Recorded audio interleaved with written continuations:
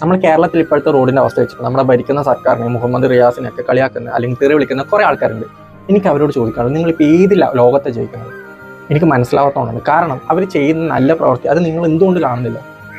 കാരണം ഈ റോഡ് നമുക്ക് പണ്ട് മുതലേ നമ്മൾ അനുഭവിക്കുന്നുണ്ട്. പക്ഷേ നമ്മുടെ നാട്ടിൽ ഇല്ലാത്തൊരു സാധനമാണ് ഓഫ് റോഡ് സംവിധാനം. ഇതിന്റെ ഒരു പ്രത്യേകത എന്താണെന്ന് വെച്ചാൽ ഇന്ത്യയിൽ ഏറ്റവും അധികം സബ്സിഡിന്റെ വണ്ടി നമ്മളായിട്ട് പോകും. ഇന്ത്യയിൽ ഏറ്റവും അധികം ഓഫ് റോഡ് കോമ്പറ്റീഷനിൽ പങ്കെടുക്കുന്ന മലയാളികളാണ്. പക്ഷെ നമുക്ക് അതിനുള്ള സൗകര്യമില്ല. നമുക്കിവിടെ എല്ലാ സൗകര്യങ്ങളും ഒരുക്കണം. നിയമപരമായ എല്ലാ സൗകര്യങ്ങളും നമുക്ക് ഒരുക്കാനാകണം. അങ്ങനെ ഇന്ത്യയിലെ മറ്റ് സ്റ്റേറ്റിലുള്ളവർ കേരളത്തിലേക്ക്, നമ്മുടെ നാട്ടിലെ മലയാളികളാണ് കൂടുതലായിട്ട് ഓഫ് റോഡ് അല്ലെങ്കിൽ ആ ഒരു വിനോദത്തിലേക്ക് ഇറങ്ങുന്നത്. പക്ഷെ നമ്മുടെ നാട്ടിൽ അതിനുള്ള സംവിധാനമില്ല. പക്ഷേ ഇപ്പം നമ്മുടെ ഭരിക്കുന്ന സർക്കാർ അല്ലെങ്കിൽ ഈ മുഹമ്മദ് റിയാസ് ഇവരൊക്കെ ചിന്തിച്ച്, കാരണം ചെറിയ കുട്ടികൾ മുതൽ മുതിർന്ന ആൾക്കാർ വരെ 24/7 നിങ്ങൾക്ക് റോഡിൽ ഇറങ്ങുവാണെങ്കിൽ ഓഫ് റോഡ് എന്താണെന്നും അതിൻ്റെ ഒരു വിനോദം നല്ലപോലെ ആസ്വദിക്കാൻ പറ്റുന്നില്ലേ?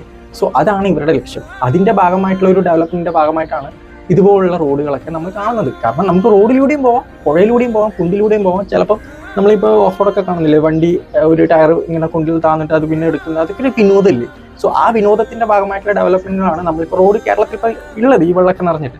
അല്ലാതെ അതൊരിക്കലും അവിടെ അനാസ്ഥയോ അല്ലെങ്കിൽ അവരതിൽ നിന്ന് പൈസ തട്ടിയെടുത്തതൊന്നും എല്ലാം തന്നെ കേരളത്തിലെ ജനങ്ങൾക്ക് ഓഫ് റോഡ് എന്താണെന്നും അതിൻ്റെ ആ ഒരു ലഹരി അറിയിക്കാൻ വേണ്ടിയിട്ട് നമ്മുടെ സർക്കാരും അല്ലെങ്കിൽ ഭരിക്കുന്ന ആൾക്കാരൊക്കെ ചേർന്നിട്ട് ഉണ്ടാക്കിയ ഒരു സംവിധാനമാണ്. സോ ഇനിയെങ്കിലും കാര്യം അറിയാതെ ഭരിക്കുന്ന ആൾക്കാരെ തെറി വിളിക്കാൻ പോയത് പ്ലീസ്.